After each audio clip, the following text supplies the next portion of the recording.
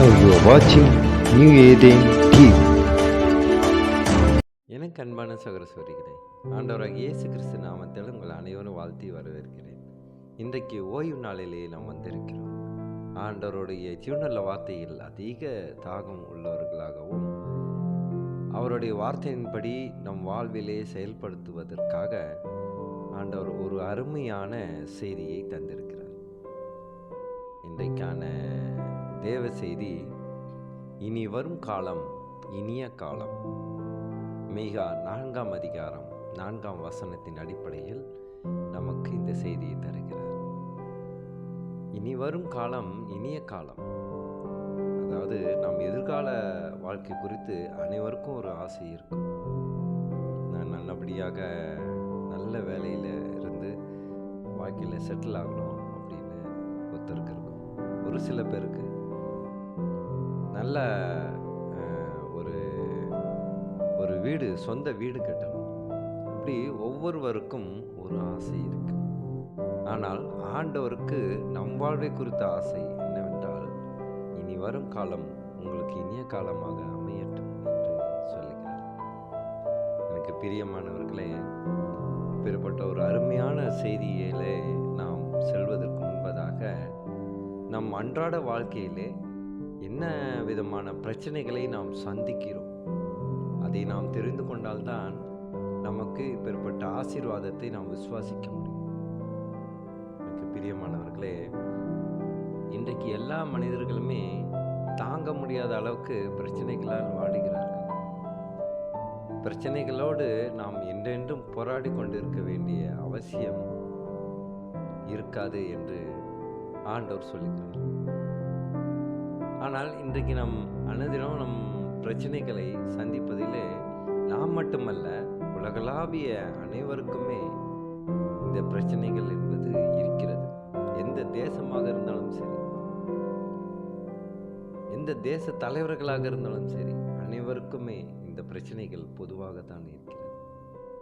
எப்படி கொரோனா நோய் என்பது உலகளாவிய ஒரு நோயாக கருதப்பட்டதோ, அதே போலதான் இந்த பிரச்சனைகளும் இருக்கிறது.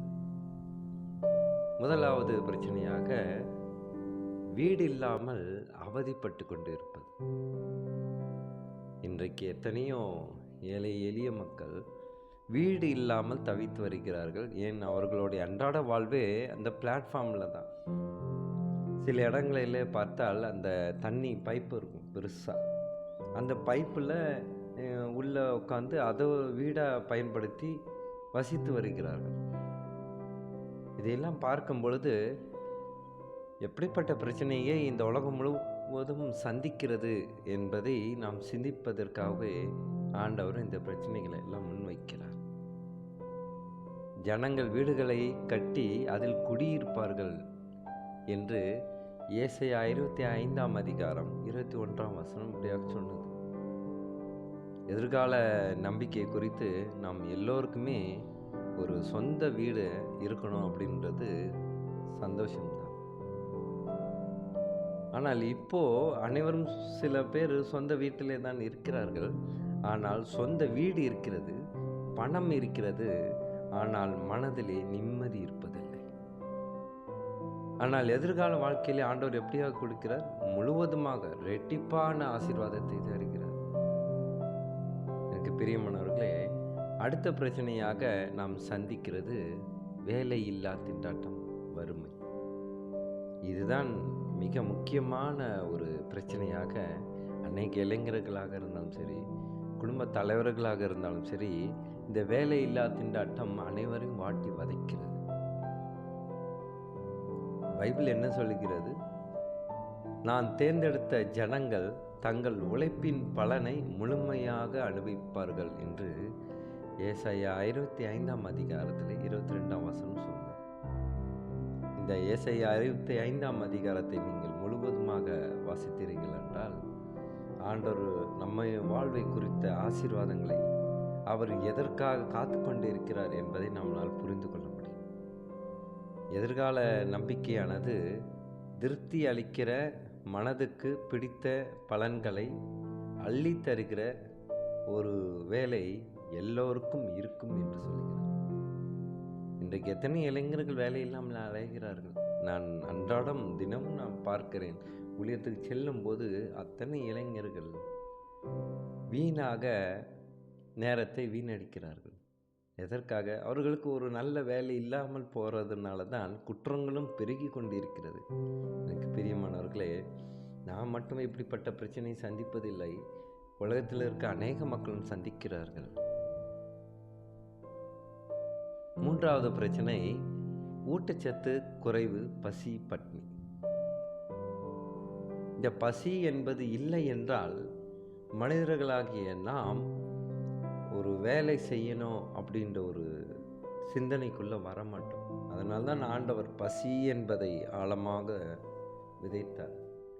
அவரோட சாயலிலே நம்மளை படைத்திருக்கிறார். இருப்பினும் நாம் அன்றாட உணவுக்காக ஓடி ஓடி உழைக்கிற ஒரு சூழலிலே நாம் இருக்கிறோம். ஒருவேளை ஆதாம் ஏவாள் தவறு செய்யாமல் இருந்தால் இப்படிப்பட்ட வாழ்வு நமக்கு இருந்திருக்காது. என்றென்றைக்கும் ஆசீர்வாதமாக இருந்திருக்கும். பூமியில் ஏராளமாக தானியங்கள் விளையும், மலைகளின் உச்சியில் கூட அது நிரம்பி வழியும் என்று சங்கீதம் 72ஆம் அதிகாரம் 16ஆம் வசனம் சொன்னது. எல்லோருக்குமே ஊட்டச்சத்துள்ள உணவு ஏராளமாக கிடைக்கும். இப்போது எங்கு ஊட்டச்சத்து இருக்கிறது? எங்கும் இல்லை. ஊட்டச்சத்து என்பதே இருப்பதில்லை இன்றைய உணவு காலத்தில்.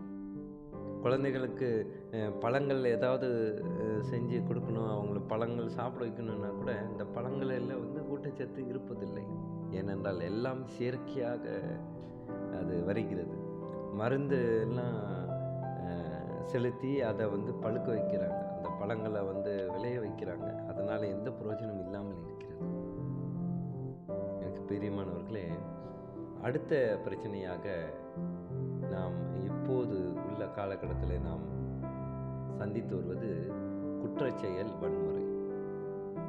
இந்த குற்றச்செயல், வன்முறை பற்றி நாம் சிந்திக்குமையானால் இந்த ஒரு காணொளி பத்தாது. இன்னும் இது 10 அத்தியாயத்தை நாம் கடந்து போக வேண்டியது இருக்கும். ஒவ்வொருவருக்கும் தங்கள் திராட்சை செடியின் கீழும் அத்திமரத்தின் கீழும் உட்கார்ந்திருப்பார்கள். அவர்களை பயமுறுத்த யாவரும் இருக்க மாட்டார்கள் என்றுதான் இந்த மீகா 4ஆம் அதிகாரம் 4ஆம் வசனம் சொன்னது. மீகா 4ஆம் அதிகாரம் 4ஆம் வசனத்தை நாம் வாசிப்போம். அவனவன் தன் தன் திராட்சை செடியின் நிழலிலும் தன் தன் அத்திமரத்தின் நிழலிலும் பயப்படுத்துவார் இல்லாமல் உட்காருவான். சேனைகளுடைய கர்த்தரின் வாய் இதை சொல்லியது. பிரியமானவர்களே, வன்முறை செயலே இருக்காது, குற்ற செயலே இல்லாத, ஆனால் சில இடங்களிலே சில நாடுகளிலே குற்றமே கிடையாது, அங்கு காவல் நிலையமும் கிடையாது. அப்படி சில நாடுகள் சில ஊர்களிலே நாம் காண்போம். ஏன் தமிழ்நாட்டில் கூட சில கிராமங்கள் இருக்கிறது, அங்கே எங்கள் போலீஸ் ஸ்டேஷன்லாம் கிடையாது, பஞ்சாயத்து தலைவரும் கிடையாது. ஏனால் அனைவரும் தன் மனசாட்சியின்படி தவறு செய்யாமல் இருப்பார்கள் என்று. நாம் எல்லோரும் பாதுகாப்பாக இருக்க வேண்டும். ஏனென்றால் பொல்லாதவர்கள் யாருமே இருக்க மாட்டார்கள். ஆனால் இப்போதும் வெளியே நாம் போனாலே குற்ற செயல் தான் நடக்கிறது, வன்முறைகள் தான் நடக்கிறது. யாருக்குமே பாதுகாப்பு இல்லை, குழந்தைங்களுக்கு பாதுகாப்பு இல்லை, பெண்களுக்கு பாதுகாப்பு இல்லை. இப்படி உலகமானது படும் மோசமாகி கொண்டிருக்கிறது. நீதிமான்கள் இந்த பூமியில் சொந்தமாக்கி கொள்வார்கள் என்று வசனத்தின் இசைவாக அந்த நீதிமான்களாக மாறுவதற்கு நாம் முயற்சி செய்ய வேண்டும். மற்றவர்கள் தவறான வழியிலே சென்றால் அவர்களை நாம் கடவுளோட வார்த்தை மூலியமாக சமாதானப்படுத்த வேண்டும். அவர்களுக்கு நாம் பயிற்றுவிக்க வேண்டும், எது உண்மையான வாழ்வு, எது நேர்மையான வாழ்வு. நேர்மை என்றாலே இப்போ உள்ள தலைமுறைகளுக்கு தெரியவே தெரியாது. எத்தனை இளைஞர்கள் இந்த நேர்மை, உண்மை என்பதை எல்லாம் கடைபிடிக்கிறார்கள்? யாரும் இல்லை. இங்கு பிரியமானவர்களே, அடுத்த பிரச்சனையாக, உலகளாவிய பிரச்சனையாக கருதப்படும் பிரச்சனை வியாதி, நோய்கள். எனக்கு உடம்பு சரியில்லை என்று யாரும் சொல்ல மாட்டார்கள் என்று ஏசாயா 33ஆம் அதிகாரம் 24ஆம் வசனம் சொல்லுகிறது. ஆனால் இப்போது எத்தனை நோய்களுக்கு புது புது விதவிதமாக ஒரு பெயரை வைக்க வேண்டும் போல. ஒரு குழந்தை பிறந்தால் எப்படி பேர் வைக்கிறாங்களோ அது மாதிரி நோய்களுக்கு புதுசாக பேர் வைக்க வேண்டியதாக இருக்குது. எனக்கு பிரியமானவர்களே, நாம் உடல் குறைபாடுனாலே எப்பேற்பட்ட நோய்கள் வருகிறது. எதிர்ப்பு சக்தி இல்லாததுனாலே அது வருகிறது. ஆனால் ஆண்டவர் கொடுக்கும் எதிர்கால ஆசீர்வாதமோ, இனிமேல் மரணம் இருக்காது, கண்ணீர் இருக்காது என்று வெளிப்படுத்துகிற 21 அதிகாரம் 4 சொல்லுகிறது. ஒவ்வொரு பிரச்சனைகளுக்கும் ஆண்டவர் பதில் தந்திருக்கிறார். இந்த தேவ செய்தி மூலியமாக நாம் என்ன கற்றுக்கொள்கிறோம் என்றால், ஒவ்வொரு பிரச்சனைகளுக்கும், அது சிறிய பிரச்சனையாக இருந்தாலும் சரி, சொல்ல முடியாத பிரச்சனைகளாக இருந்தாலும் சரி, அத்தனை பிரச்சனைகளுக்கும் ஆண்டவர் பதில் தந்திருக்கிறார். எப்போது? 2000 வருடத்துக்கு முன்பதாகவே கொடுத்து விட்டார். எனக்கு பிரியமானவர்களே, இது கடைசி பிரச்சனையாக இருக்கிறது. ஆனால் இது சமீப காலத்திலே நடந்தும் வருகிறது. சுற்றுச்சூழல் கேடு. இந்த சுற்றுச்சூழல் கேடு ஏன் ஏற்படுகிறது? மனிதர்கள்தான் இந்த இயற்கையை, சுற்றுச்சூழலை கெடுத்தவர். வனாந்தரமும் வறண்ட நிலமும் பூரிப்படையும், பால் நிலம் பூ பூத்து களை கட்டும் என்று ஏசாயா 35 அதிகாரம் 1 சொல்லுகிறது. கடவுள் ஆரம்பத்தில் ஆசைப்பட்டபடி இந்த பூமி முழுவதுமே அழகான ஒரு பூஞ்சோலையாக மாறும் என்று சொல்லியிருக்கிறார். மனிதர்கள் அதில் குடியிருப்பார்கள் என்று சொல்லியிருக்கிறார். இதை நாம் ஆதியாகமத்தில் 2 அதிகாரத்தில் 15 நாம் வாசித்தோமேயானால் இதை நன்றாக புரிந்து கொள்ள முடியும். ஆகவே இப்போது பல பிரச்சனைகளை பற்றி பார்த்தோம். இது உலகளாவிய பிரச்சனையாக இருக்கிறது, அனைவருக்கும் இருக்கிறது, ஒவ்வொரு தனிப்பட்ட மனிதர்களுக்கும் இருக்கிறது. இது நமக்கு தான் இவ்வளோ பிரச்சனை என்று நினைத்துக் கொள்வோம். ஆனால் நம்மளோடு பெரிய பெரிய பிரச்சனைகளோடு வாழ்ந்து கொண்டு இருக்கிற மக்களை நாம் பார்த்தோமேயானால் அப்போது நம்ம பிரச்சனை மிக சிறியது தான் என்று நம்மளால் புரிந்து கொள்ள முடியும்.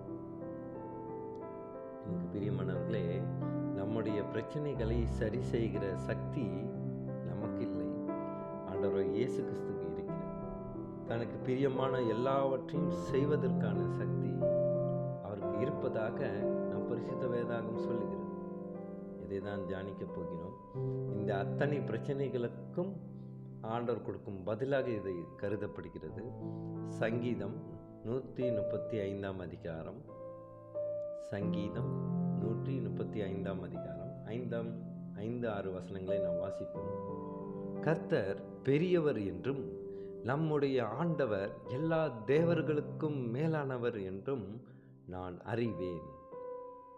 வானத்திலும் பூமியிலும் சமுத்திரங்களிலும் எல்லா ஆழங்களிலும் கர்த்தர் தமக்கு சித்தமானதை எல்லாம் செய்கிறார். கர்த்தருக்கு மகிமை உண்டாதாக. அவருக்கு உண்டு எல்லா வல்லமையும். நம் வாழ்வை குறித்த நோக்கம் இருக்கிறது. நம் பிரச்சனைகளுக்கான தீர்வு அவர்கிட்ட தான் இருக்கிறது. மிக பிரியமானவர்களே, நாம் பண காசு சம்பாதிச்சிடலாம், காரு வாங்கிடலாம், அதெல்லாம் பெரிய விஷயமே கிடையாது. ஆனால் அது ஆண்டவர் எதிர்பார்க்கவில்லை. நாம் எளிமையாக வாழ வேண்டும், மற்றவர்களுக்காக நாம் வாழ வேண்டும். அதை தான் இங்கே ஆண்டவர் வெளிப்படுத்துகிறார். சுயநலமாக கார் பங்களா வாங்கிட்டு இருக்கிறது ஆசீர்வாதமான வாழ்வு கிடையாது, அது சுயநலமான வாழ்வு. எனக்கு பிரியமானவர்களே, என்னுடைய உறவினர் கூட ஒருத்தர் கேட்டாங்க, இன்னைக்கு வீடு காரு பங்களாலாம் வாங்கலையா அப்படி. நான் அப்போ சொன்னேன் அவங்களுக்கு, என்ன சொன்னேன் அப்படின்னா, சுயநலமாக வாழ்ந்தா எனக்கு வீடு இருக்கும், கார் இருக்கும், எல்லாமே இருக்கும். ஆனால் நான் மற்றவங்களுக்காக வாழ்கிறேன், கடவுளுக்காக வாழ்கிறேன்னா அப்போது என்கிட்ட இருக்காது. ஒரு நன்மைகளை நாம் முழுமையாக அர்ப்பணிக்கணும்னா நம்ம எளிமையாக வாழ்ந்து கொள்ள வேண்டும். இதை தான் ஆண்டவர் எதிர்பார்க்கிறார். எளிமையுள்ளவர்கள் பாக்கியவான்கள், அவர்கள் தான் இந்த பூமியை சுதந்திரித்துக் கொள்வார்கள் என்று வசனம் சொல்லுகிறது. இங்கு வானத்திலும் பூமியிலும் சமுத்திரங்களிலும் எல்லா ஆழங்களிலும் கர்த்தர் தமக்கு சித்தமானதை செய்வார். இதை தான் நம்ம அத்தனை பிரச்சனைகளுக்கும் ஒரே தீர்வு, நாம் ஆண்டவரிடத்தில் தஞ்சம் அடைய வேண்டும். அதை தான் நான் ஆசைப்படுகிறார். எனக்கு பிரியமானவர்களே, நான் இந்த ஊழியத்தை செய்தாலும் கூட நான் பொதுவாக என்னோட அடிப்படை தேவைகளுக்காக நான் வேலை செய்வதுண்டு. நான் இந்த இணையதளத்தில் இந்த எடிட்டிங் வேலைகளை நான் செய்து வருகிறேன். அதற்கும் ஆண்டவர் எனக்கு ஆசீர்வதிக்கிறார். ஊழியத்துக்கான வேலைகளையும் பணிகளையும் செய்யவும் அவர் ஆசீர்வதிக்கிறார். இதுதான் உன்னதமான வாழ்வு. இதுபோல அனைவரும் வாழ வேண்டும் என்று ஆண்டவர் ஆசைப்படுகிறார். எனக்கு பிரியமானவர்களே, ஆண்டவர் நமக்கு உதவ ஆசைப்படுகிறார். அதற்கான சத்தியம் அவருக்கு இருக்கிறது என்றால் நாம் ஏன் இன்னும் பிரச்சனைகளால் கஷ்டப்பட்டு கொண்டு இருக்கிறோம்? இது அநேக சகோதரிகள் என்னிடத்தில் கேட்டதுண்டு. அதற்கு பதிலை நாம் தெரிந்து கொள்ளப் போகிறோம். கடவுள் தன்னுடைய வாக்குறுதிகளை நிறைவேற்றுவதற்காக பரலோகத்தில் இருக்கிற ஒரு அரசாங்கத்தை பயன்படுத்தப் போகிறார். என்னோட கஷ்டத்துக்கெல்லாம் என்ன தீர்வு அப்படின்னா, கடவுளோட அரசாங்கம் தான் தீர்வை தவிர வேறு எதுவும் தீர்வாகாது. ஆண்டவராகிய இயேசு கிறிஸ்துவை ராஜாவாக நியமித்திருக்கிறார். எப்போது ராஜாவானார்? பரலோகத்தில் இயேசு எப்போது ராஜாவானார்? அது எந்த காலகட்டத்திலே அப்படின்னு நீங்கள் கேட்டால், அதுதான் 1914ஆம் ஆண்டு நம் உலகப்போர் ஏற்பட்டதல்லவா? அந்த சமயத்தில் தான் ஆண்டவர் பரலோக ராஜ்யத்தில் அவர் ராஜாவானார். பூமியையும் அதில் இருக்கிற மக்களையும் நல்லபடியாக பார்த்து கொள்ளும் அதிகாரம் அவருக்கு கொடுக்கப்பட்டு இருக்கிறது. அதை இயேசு பூமியில் இருக்கும் போதே செய்தும் காட்டியிருக்கிறார். எப்படி என்றால், வியாதியாக இருப்பவர்களை சுகப்படுத்தினார், பசியில் வாடுபவர்களை உணவு கொடுத்தார், இயற்கையை கட்டுப்படுத்தினார், அதோடு இறந்தவர்களையும் உயிர்த்தெழுப்பினார். அதை தான் நாம் யோவான் 11ஆம் அதிகாரம் 43-44 வசனங்களை வாசிப்போம். யோவான் 11ஆம் அதிகாரம் 43-44 வசனம். இவைகளை சொன்ன பின்பு, லாசருவே வெளியே வா என்று உரத்த சத்தமாய் கூப்பிட்டார்.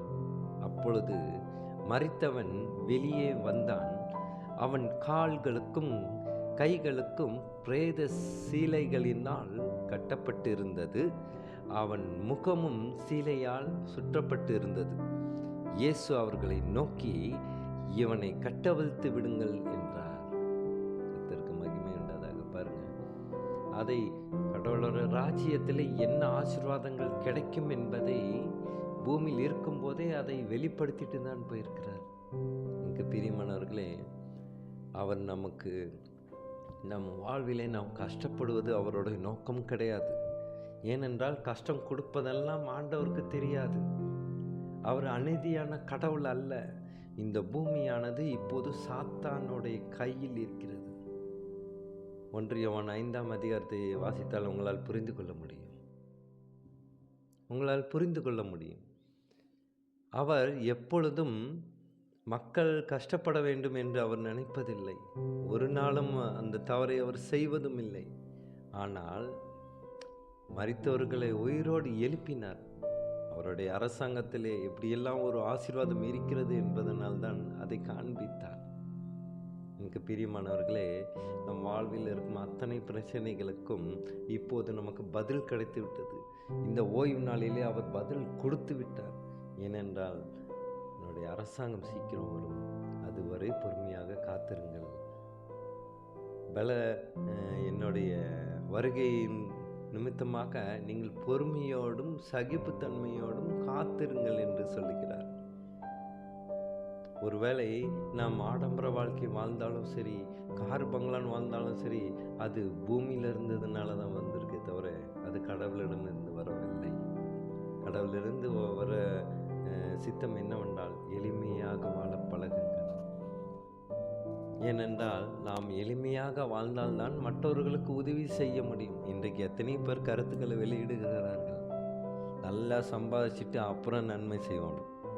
நான் ஒன்று சொல்லுகிறேன் பிரியமானவர்களே, சம்பாதிக்க ஆரம்பித்து விட்டுட்டால் மற்றவங்களுக்கு உதவி செய்கிற சிந்தனை வராது. ஏனென்றால் மனிதர்களுடைய ஆசை அளவற்றது. இன்றைக்கு சிவகாசியில் ஒரு வீடு நான் கட்டியிருக்கேன்னா என்ன ஆசை வரும்? அடுத்து ராஜபாளையத்தில் வீடு கட்டுவோம், அடுத்து சென்னையில் ஒரு வீடு வாங்கி போடுவோம், இல்லை மலை பிரதேசம் ஊட்டி கொடைக்கானல் அங்கே ஒரு வீடு வாங்கி போடுவோம். இப்படி போய்கிட்டே தான் இருக்குமே தவிர அங்கு எந்த நன்மையும் வராது. ஆனால் சில வசதி வாய்ப்பு உள்ள மனிதர்கள் செய்கிறார்கள். ஏன் செய்கிறார்கள்?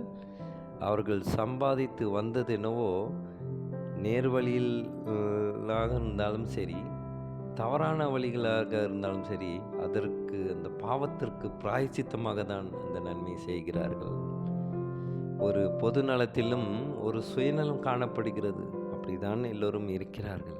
எனக்கு பிரியமானவர்களே, இத்தனை பிரச்சனைகளிலிருந்து அநேக மக்கள் விடுபடவும், நம்மளுடைய வாழ்வில் கூட நம்மளுடைய உறவினர்களாக கூட இருக்கலாம், அவர்களுக்கும் இந்த பிரச்சனை இருக்கிறது என்பது நமக்கு நன்றாக தெரியும். ஆண்டவர் சொல்லுகிறார், மற்றவர்களுக்காக மன்றாடுங்கள், மற்றவர்களுக்காக உதவி செய்யும் மனப்பான்மை நீங்கள் ஏற்படுத்தி கொள்ளுங்கள் என்று ஆண்டவர் வெளிப்படுத்துகிறார். எனக்கு பிரியமானவர்களே, ஆண்டவர் நம்மளை ஒவ்வொருவரையும் எதற்கு படைத்தார் என்றால் மற்றவர்களை பாதுகாக்க தான் படைத்திருக்கிறார். நமக்கு சொந்தமாக சொத்தை சேர்த்து வைக்க படைக்கவில்லை. அவருடைய சித்தத்தின்படி மற்றவர்களுக்கு, ஏழை மக்களுக்கும் எளிய மக்களுக்கும் நாம் பதிலாக இருக்க வேண்டும் என்று தான் அவர் நம்மளை படைத்தார். எனக்கு பிரியமானவர்களே, இயேசு என்ன செய்தாரோ அதை தான் நாம் செய்ய வேண்டும். ஒருவேளை இயேசு காரு பங்களா இப்படி ஆரம்பமாக வாழ்ந்துட்டு போயிருந்தால் நாம் அதை பின்பற்றலாம். ஆனால் இயேசு அப்படி இல்லை. இயேசு ஒரு நாளும் அதை செய்யவில்லை. அவர் எளிமையாக வாழ்ந்தார். எளிமையாக வாழ்ந்து மற்றவர்களை வாழ்க்கைக்காக பதிலாக வாழ்ந்துட்டு போயிருக்கிறார். எனக்கு பிரியமானவர்களே, நாமும் கூட எளிமையாக இருக்க கற்றுக்கொள்வோம். எந்த ஆசை இல்லாதவர்களாக இருக்க கற்றுக்கொள்வோம். ஆண்டவர் சொல்லுகிறார், எவன் தன் குடும்பத்தை விட்டு சொத்தை விட்டு எல்லாத்தையும் கிளம்பி வரானோ அவனை நான் கனம் பண்ணுவேன் என்று சொல்லுகிறார். எனக்கு பிரியமானவர்களே, இந்த சுற்றுச்சூழல் கேடு ஏற்படுவதால் தான் நாம் கடவுளுடைய ராஜ்யம் வருவதற்கான ஒரு அடையாளமாக காணப்படுகிறது. இது அனைத்தும் அவர் வரும் வரைக்கும் இந்த பிரச்சனையிலிருந்து நாம் சகிப்புத்தன்மை கற்றுக்கொள்வதற்கு, நம் பிரச்சனைகளை சமாளிப்பதற்கு ஜெபிப்போமா? ஸ்தோத்திரம் கர்த்தாவே, துதிக்கிறோம் எங்கள் அன்பு நேசரே. அப்பா, நீர் சொல்லப்பட்டது போல எத்தனையோ பிரச்சனைகள் எங்கள் வாழ்வில் இருந்தாலும் அப்பா, உமது சித்தத்திற்காக, உமது ராஜ்யத்திற்காக நாங்கள் என்னை செய்ய வேண்டும் என்று நீர் ஆசைப்படுகிறீரோ அதை நீர் சரி செய்யும் ஆண்டவரே. அந்த சிந்தனை எங்களுக்கு கொண்டு வரும் ஆண்டவரே. மற்றவர்களுக்கு உதவி செய்யும் மனப்பான்மையையும் அப்பா, நாங்கள் என்னதான் சொத்து சேர்த்து வைத்தாலும் அது சந்தோஷமான நிகழ்வல்ல. உமக்காக, உம்முடைய பேரின் நிமித்தமாக நாங்கள் எதை செய்தாலும் ஆசீர்வதிப்பேன் என்று நீ சொன்னீரே அப்பா. மற்றவர்களுக்காக மனதிறங்க, மற்றவர்களுக்காக பாடுபட, மற்றவர்களுக்காக அன்பு காட்ட தேவ கிருபை செய்யும் ஆண்டவரே. எங்கள் அன்பு சகோதர சகோதரிகளுக்கும் கூட அவர்கள் அந்த சுயநல போக்கிலிருந்து மீண்டும் வெளிப்பட தேவ கிருபை செய்யும் ஆண்டவரே. ஸ்தோத்திரத்தாவை துதிக்கிறோம். இயேசு மூலமாக ஜெபிக்கின்றோம் நல்ல பிதாவே. ஆமேன், ஆமேன். Now you are watching New Eden TV.